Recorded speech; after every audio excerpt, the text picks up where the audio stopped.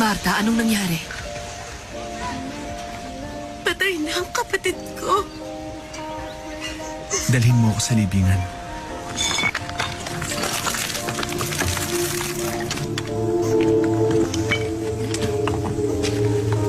Pero niya siyang patay.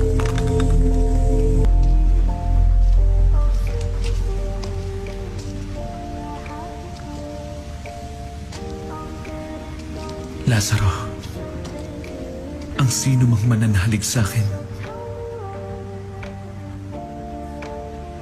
kahit mamatay, ay muling mabubuhay.